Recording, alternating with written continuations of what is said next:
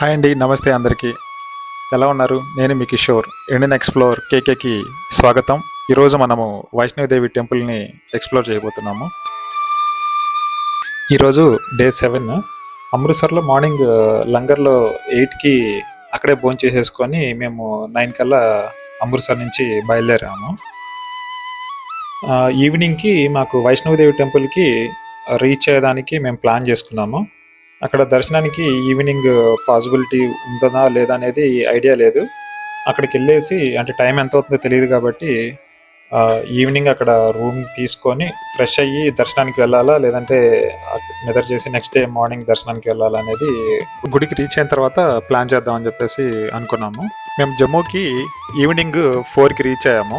ఇంకొంచెం ముందుకెళ్ళిన తర్వాత మేము ప్రీవియస్ ఉన్న ఏదైతే ఘాట్ రోడ్స్ ఈ ట్రావెల్ డిస్టెన్స్ ప్లస్ ఇంకొకటి టైంని కొంచెము మనకు తగ్గించేదానికి ప్రీవియస్ 2 hours పట్టేది ఇప్పుడు మనకి అరౌండ్ 50 minutesలోనే మనము జమ్మూ టు కాట్రా ట్రావెల్ చేస్తున్నాము. అంటే ఇంకా మాకు అరౌండ్ 1.5 hour ఏమో పట్టింది, కానీ ఇప్పుడు దాన్ని ఇంకా టైం తగ్గించేదానికి వర్క్ అండర్ ప్రాసెస్లో ఉందన్నమాట. మ్యాక్సిమం ఇక్కడ ఫ్లైఓవర్స్, టన్నల్స్ అయితే మనకి మొత్తం ఇక్కడ వర్క్ అయిపోయింది. జర్నీ అయితే చాలా వరకు మనకి ప్రీవియస్ తో పోల్చుకుంటే ఇప్పుడు టైం ని చాలా వరకు కట్ ఆఫ్ చేశారు. ఈ రోడ్స్ మనకి మంచిగా వేసి ఈరోజు డే 7 తెలియకుండానే మనము చూస్తూ వచ్చేసాము.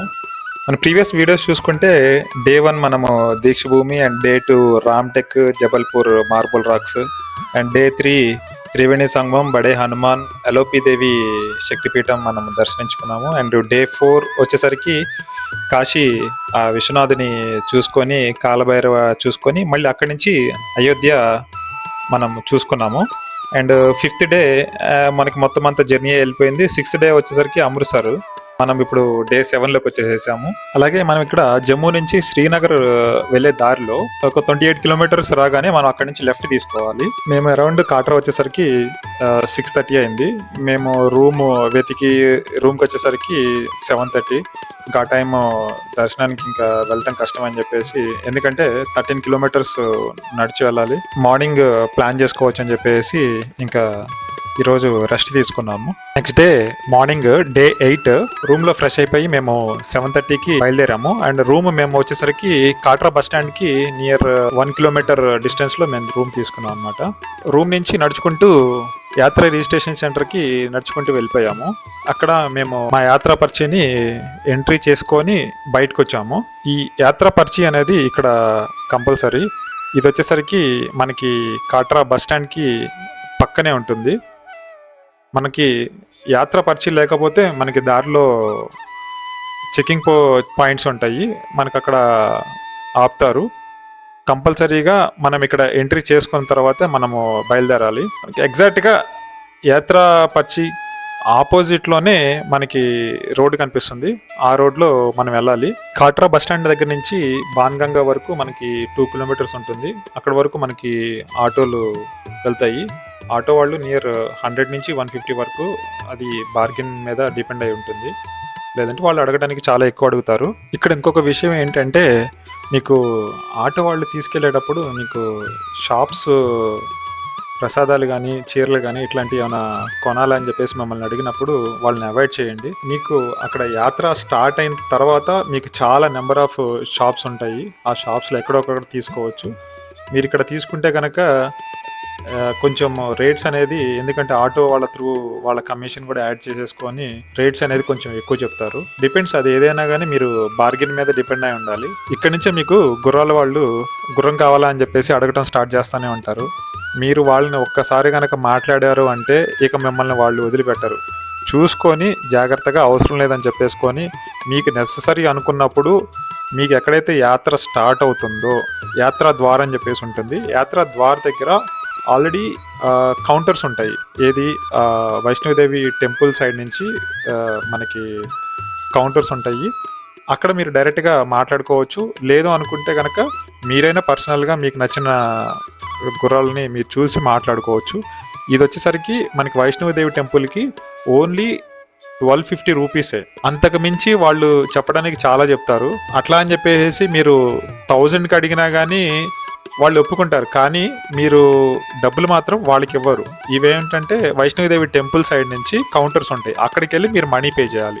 మీరు అక్కడ 1000 కడతారంటే వాళ్ళు 1000 తీసుకోరు. వీళ్ళు ఏమంటారంటే 1250 కట్టేసేసేయండి, మేము తర్వాత ఇచ్చేస్తా ఉంటారు. కానీ వాళ్ళు మభ్యపెట్టి మీరు అటు చేసి ఇటు చేసేసి మిమ్మల్ని ఆ 1250 కట్టిన దాకా మిమ్మల్ని ఇచ్చేస్తారు. అందుకని మినిమం అక్కడ ఛార్జెస్ 1250, దానికి ఫిక్స్ అయిపోవాలి మనము ఏది గుర్రం మీద వెళ్ళాలి అనుకుంటే కనుక. ఇక్కడ నుంచి నడిచే వెళ్ళాల్దామని చెప్పేసి అనుకున్నాము. కానీ కొంత దూరం నడిచేసరికి మా పిల్లలు అప్పటికే నడవలేని పరిస్థితుల్లో మాకు అర్థమైపోయింది. ఇంకా ఏం చేయాలా అని చెప్పేసి అనుకుంటూ చరణ్ పాదుకు వరకు వచ్చాము. అంటే ఇది మనకి ఇది దర్శన్ ద్వార్ దగ్గర నుంచి అంటే 1.5 కిలోమీటర్ దాకా వచ్చేసేసాము. ఇక్కడ మేము గుర్రాలను మాట్లాడుకొని బయలుదేరాము. అలాగే మనము ఈ కొండదారిలో వెళ్తున్నప్పుడు కాట్రా సిటీ అంతా మనకి కనిపిస్తూ ఉంటుంది. రైల్వే స్టేషన్తో సహా మనకి చూడొచ్చు. అలాగే ఇక్కడ లోయలు, అందమైన కొండలు ఇలా వీక్షిస్తూ ప్రయాణం సాగించాము. మనం దారిలో డోలేలు, ఇంకొకటి చిన్నపిల్లలు ఉన్నవాళ్ళు ట్రాలీలు కూడా ఇక్కడ అవైలబిలిటీ ఉంది. ఎత్తుకొని తీసుకెళ్ళటం ఇబ్బంది కాబట్టి ట్రాలీస్ రెంట్కి తీసుకోవచ్చు. అలాగే మనము వైష్ణవదేవి టెంపుల్ గురించి చెప్పుకోవాలనుకుంటే జమ్మూ కాశ్మీర్లోని త్రికూట పర్వతాలపై కొలువై ఉన్న వైష్ణోదేవి ఆలయం అత్యంత ప్రసిద్ధి చెందిన హిందూ పుణ్యక్షేత్రం. సముద్ర మట్టానికి 5200 అడుగుల ఎత్తులో ఉన్న ఈ ఆలయంలో అమ్మవారు మహాకాళి, మహాలక్ష్మి, మహాసరస్వతుల రూపంలో, పిండాల రూపంలో భక్తులకు దర్శనమిస్తారు. అంటే రాతి రూపంలో దర్శనమిస్తారు. ప్రత్యేకత ఇక్కడ అమ్మవారికి విగ్రహం ఉండదు. గుహలోని 3 సహజ శివలింగాలు రూపంలో అమ్మవారు పూజలు అందుకుంటున్నారు. వైష్ణవిదేవి గురించి మొదటి ప్రస్తావన మహాభారతంలో ఉంది. కురు పాండవ సంగ్రామంకు ముందు శ్రీకృష్ణుని ఆదేశానుసారం అర్జునుడు ఇక్కడ అమ్మవారిని పూజించి ఆమె దీవెనలు తీసుకున్నాడని వ్యాసభారతం చెబుతుంది. పురాణ కథనం ప్రకారము త్రేతాయుగంలో 3 దేవతలు తమ తేజస్సును ఏకం చేసి వైష్ణవి అనే శక్తిని సృష్టించారని, లోక కళ్యాణం కోసం ఆమె త్రికూట పర్వతాలపై తపస్సు చేసిందని చెబుతారు. వైష్ణవిదేవి త్రికూట పర్వతాలలో తపస్సు చేస్తుండగా భైరవనాథుడు ఆమెను వెంబడించాడు. చివరకు ఆమె మహాకాళి రూపంలో ధరించి అతని శిరస్సును ఖండించింది. భైరవనాథుడు తన తప్పును గ్రహించి క్షమాపణ కోరగా అమ్మవారు అతనికి మోక్షం ప్రసాదించి తన దర్శనం తరువాత భైరవనాథుని దర్శించిన వారికే యాత్ర పూర్తి ఫలితం లభిస్తుందని వరమిచ్చిందని విశ్వాసం. అలాగే మేము గుర్రాల మీద భవాన్ చేరుకునేసరికి అరౌండ్ 11:45, 12 o'clock అయిపోయింది. అంటే మేము మార్నింగ్ 8:45కి మేము అక్కడ కింద స్టార్ట్ అయ్యాము. ఈ గుర్రాల మీద జర్నీ మాకు 3 hours పట్టింది. ఇక్కడ నుంచి మనకి అమ్మవారి టెంపుల్ దర్శనం చేసుకోవడానికి 1 kilometer మనము నడవాల్సి వస్తుంది. మనకి దారిలోనే మీరు చూసుకుంటే అమ్మవారికి కావాల్సిన చీరలు, ప్రసాదాలు అన్నీ ఇక్కడే అమ్ముతారు. నడిచి వచ్చేవాళ్ళు కింద తీసుకొని మోసుకుంటా వచ్చేదానికంటే పైకి వచ్చిన తర్వాత పైన ఇక్కడ అన్ని అవైలబిలిటీ ఉన్నాయి, పైన తీసుకోవచ్చు. ఈ గుర్రాలు మనని వదిలిపెట్టిన దగ్గర నుంచి ఒక 1/2 kilometer మనము వెళ్ళిన తర్వాత క్యూ లైన్ స్టార్ట్ అవుతుంది. కానీ ఇక్కడ ఇంకొకటి ఏంటంటే మీరు మొబైల్స్ అనేది కౌంటర్స్ వచ్చేసరికి ఇంకా ముందు ఉంటాయి. మీరు అక్కడ డిపాజిట్ చేసుకొని మొబైల్స్ మళ్ళీ వెనక్కి వచ్చి క్యూ లైన్లో స్టార్ట్ అవ్వాల్సి వస్తుంది. మీకు ఇక్కడ మొబైల్స్ మాత్రం సపరేట్ కౌంటర్ ఉంటుంది. లగేజ్కి వచ్చేసరికి మీకు స్మార్ట్ లాకర్స్ అని చెప్పేసి ఇక్కడ ప్రొవైడ్ చేశారు. తర్వాత మనము క్యూ లైన్లో కొంచెం ముందుకు వెళ్ళిన తర్వాత మనకి ముందుగా గృహ ఒకటి కనిపిస్తుంది. అదే అమ్మవారి దర్శనానికి మనము వెళ్ళేదానికి ద్వారం అన్నమాట. మనం ఆ గృహ నుంచే వెళ్ళాలి. కాకపోతే ఇప్పుడు దానిని క్లోజ్ చేసేసి వేరే గృహ, అంటే కృత్రిమంగా తయారు చేసినటువంటి గృహ నుంచి మనము దర్శనించుకోవాలి. ఎందుకంటే ఈ గృహ నుంచి రద్దీ ఎక్కువ ఉన్నప్పుడు వెళ్ళేదానికి కష్టం అని చెప్పేసి ఈ గృహని ప్రజెంట్ అట్లా ఉంచేసేసి పక్క నుంచి వేరేగా తవ్వారనమాట గృహని. దాని నుంచే మనం దర్శనించుకోవాలి. అలా మనం ఆ గృహలోకి ఒక 100 meters వెళ్ళిన తర్వాత మనకి ఆ అమ్మవారి దర్శనం అవుతుంది. ఆ అమ్మవారిని చూసేదానికి 2 కళ్ళు చాలలేదు. కానీ మాకు దర్శనము ఎంతో ప్రశాంతంగా జరిగింది. చాలాసేపు మమ్మల్ని అక్కడ నుంచొనిచ్చారు. తనివి తీరా అమ్మవారిని చూసుకొని అమ్మవారిని ప్రార్థిస్తూ ఇలా ఓం సర్వస్వరూపే సర్వస్యే సర్వశక్తి సమన్వితే భయభ్రస్త హినోదేవి దుర్గే దేవి నమోస్తుతే. ఓ జగజ్జగనని, నీవే సమస్త సృష్టిలో అన్ని రూపాలు, నీవే ఈ విశ్వానికి అధిపతి, నీవే అన్ని శక్తుల మూలం, మమ్మల్ని శారీరక, మానసిక, ఆధ్యాత్మిక మరియు జీవితంలోని అన్ని రకాల భయాల నుండి కాపాడి రక్షించు ఓ దుర్గాదేవి, నీకు నా నమస్కారాలు అని ఆ అమ్మవారిని వేడుకొని అలా బయటకు వచ్చిన తర్వాత మాకు టైం వచ్చేసరికి అరౌండ్ 2 o'clock అయింది. దర్శనం హవర్స్ వచ్చేసరికి మాకు అరౌండ్ 1:30 అంటే 1 hour 30 minutes టైం పట్టింది. జస్ట్ బయటకు వచ్చిన తర్వాత మనకు అక్కడ క్యాంటీన్స్ కూడా అవైలబుల్ ఉంది. మేము అక్కడే లంచ్ చేసేసుకున్నాము.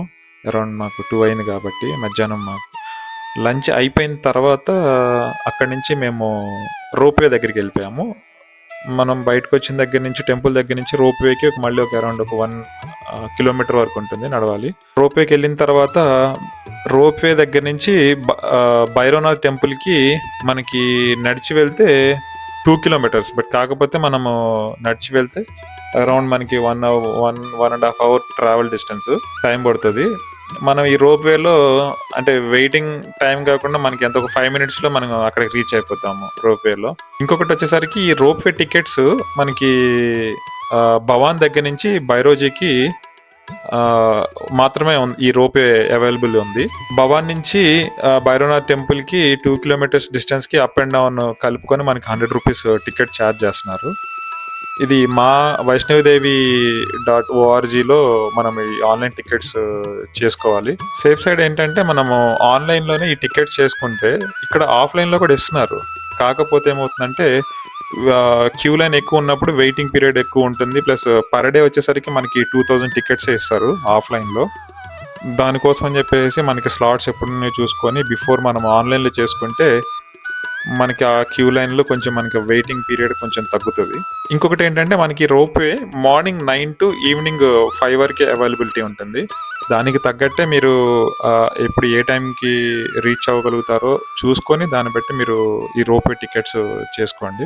రోప్వేలో వెళ్ళేటప్పుడు ఎక్స్పీరియన్స్ సూపర్గా ఉంటుంది. ఎందుకంటే వ్యూస్ అనేది చాలా బాగుంటాయి. మనకి ఆ వైష్ణవిదేవి టెంపుల్ వ్యూ, ఆ కొండలు అంతా చాలా బాగుంటుంది. ఇంకొకటి ఇక్కడ మనకి ఆన్లైన్ సర్వీసెస్లో మనకి హెలికాప్టర్ కూడా మనము టికెట్ బుక్ చేసుకోవచ్చు. అది బిఫోర్ ఆల్మోస్ట్ 3 months బిఫోర్ నుంచి మనకి స్లాట్స్ ఓపెన్ అవుతాయి. కదా ఇది కొంచెము టైట్, అంటే సీజన్ని బట్టి మనము బుక్ చేసుకోవడానికి ఈజీగా ఉంటుంది. అరౌండ్ హెలికాప్టర్ వచ్చేసరికి 2400 to 2500 టికెట్ ఏమో ఉంది. ఇది వచ్చేసరికి కాట్రా టు భవాన్ వరకు హెలికాప్టర్ అవైలబిలిటీ ఉంటుంది. అలాగే వ్యాన్ సర్వీసెస్ కూడా ఉన్నాయి అన్నమాట. ఆన్లైన్లోనే మనము ఇక్కడ రూమ్స్ కూడా బుక్ చేసుకోవచ్చు. ఆఫ్లైన్లో కొంచెం కష్టం ఇక్కడ దొరకటము. మేము చూసాం కానీ మాకంత ఫీజిబిలిటీగా ఇక్కడ లేవు. అంటే మేము అడిగినప్పుడు లేవని చెప్పేశారు, ఆన్లైన్లో చేసుకోవాలన్నారు. ఎందుకంటే టైట్ పొజిషన్ ఇక్కడ. ఇది కొంతవరకే ఇక్కడ రూమ్స్ ఉంటే ఆ రూమ్స్ వరకే ఆన్లైన్లో చాలా వరకు మనకి బుక్ అయిపోతాయి. ఆఫ్లైన్లో దొరకటం కష్టమేను. దేవస్థానం వాళ్ళ రూమ్స్. మాకు ఈ రోప్వేలో 5 to 10 minutesలోనే మేము భవాన్ నుంచి బైరోజీకి వచ్చేసేసాము. భైరవనాథ్ టెంపుల్లో మాకు దర్శనం అరౌండ్ ఒక 20 minutesలోనే అయిపోయింది. పెద్ద టైం ఏం పట్టలేదు అక్కడ మాకు. అలాగే మాకు బయటకు వచ్చేసరికి టైం వచ్చేసరికి 3:15, 3:30 అయిపోయింది. మళ్ళీ ఇక్కడి నుంచి నడుచుకుంటూ మేము వెళ్ళేసరికి అరౌండ్ 7 to 8 hours ట్రావెల్ నడుచుకుంటూ వెళ్తే. అయితే మళ్ళీ అరౌండ్ మాకు 10 to 11 అయిపోతుందేమో అని చెప్పేసి, మళ్ళీ పిల్లలు ఇబ్బంది పడతారని చెప్పేసి మళ్ళీ గుర్రాల మీదే మేము కిందకి బయలుదేరాము. ఇంకొకటి ఇక్కడ వెదర్ ఎప్పుడు ఎలా ఉంటుంది అనేది చెప్పలేము. మేము వెళ్ళేదారిలో ఆల్మోస్ట్ కిందకి అరౌండ్ ఒక 2 kilometersలో రీచ్ అవుతాం అనగానే మాకు గాలి వాన స్టార్ట్ అయింది. మధ్యలో మాకు ఎక్కువ వాన పడలేదు కానీ గాలి మాత్రం బీభత్సంగా ఇచ్చేసింది. ఆల్మోస్ట్ మేము కింద వరకు రీచ్ అయ్యాము. ఒక 1 kilometer రాగానే బాగా గాలి దుమారం స్టార్ట్ అయింది. ఇంకొకటి ఇక్కడ గట్టిగా వాన వచ్చినా కానీ ప్రయాణికులకి ఎటువంటి ఇబ్బంది లేకుండా మంచిగా షెడ్స్ వేసేసారు. చాలా వరకు అరౌండ్ ఒక 70-80% ఇక్కడంతా షెడ్స్ ఉన్నాయి.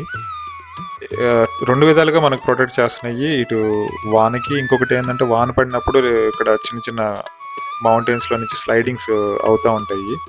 రాళ్ళు అవి ఇవి పడినా కానీ యాత్రికులకి ఎటువంటి ఇబ్బంది లేకుండా షెడ్స్ అయితే చాలా వరకు కవర్ చేశారు. ఇక్కడ మనకి కొండపైన చూసుకుంటే మొత్తం చాలా వరకు 90% వీళ్ళు షెడ్స్తో మంచిగా కవర్ చేశారనమాట. సేఫ్టీ ప్రయారిటీ వైజ్ మనకి అవుట్ సైడ్ కూడా మొత్తం ఎక్కడ కూడా ఓపెన్ లేకుండా మొత్తం గ్రిల్స్తో క్లోజ్ చేసి ఇచ్చేశారు. సేఫ్టీ వైజ్ ఇక్కడ చాలా ప్రికాషన్స్ తీసుకున్నారు. అలాగే మధ్యలో మనకి మెడికల్ క్యాంప్స్ అండ్ వాష్రూమ్స్ కానీ డ్రింకింగ్ వాటర్ నీట్గా ఇక్కడ మధ్యలో మనకి ప్రొవైడ్ చేశారు. ఇక్కడ గుర్రాల మీద మేము కిందకు వచ్చేసరికి మాకు 5:30 అయింది. ఇక్కడ నుంచి మేము రూమ్కి వెళ్ళేసరికి మాకు అరౌండ్ ఒక 6:30 వరకు మేము రూమ్కి రీచ్ అయ్యాము. అక్కడ మేము ఫ్రెష్ అయిపోయి మళ్ళీ శ్రీనగర్కి బయలుదేరాము. ఇక్కడ నుంచి శ్రీనగర్ వచ్చేసరికి మనకి 5.5 to 6 hours ట్రావెల్ డిస్టెన్స్ చూపిస్తుంది. మళ్ళీ రేపు మార్నింగ్ అంతా జర్నీ వెళ్ళిపోతుందని చెప్పేసి ఈరోజు కొంత జర్నీ కవర్ చేసేదానికి స్టార్ట్ అయ్యాము. నైట్ 10 వరకు డ్రైవ్ చేసేసి దారిలో మేము రూమ్ తీసుకొని అక్కడ స్టే చేసుకొని అక్కడి నుంచి మళ్ళీ నెక్స్ట్ డే శ్రీనగర్ ప్లాన్ చేసాము. అది మీకు నెక్స్ట్ వీడియోలో శ్రీనగర్ టూర్ మీకు నేను ఎక్స్ప్లోర్ చేస్తాను. రిటర్న్లో మాకు నైట్ ఆ అమ్మవారి టెంపుల్ లైటింగ్తో చాలా అందంగా కనిపించింది. ఈరోజు వీడియో ఇంతటితో ముగిస్తూ నెక్స్ట్ వీడియోలో మళ్ళీ కలుద్దాం. అలాగే మా ఛానల్ని సబ్స్క్రైబ్ చేసుకొని మా వీడియోస్ని లైక్ చేస్తూ మమ్మల్ని ఎలాగే ఆదరిస్తారని కోరుకుంటున్నాను. జై హింద్.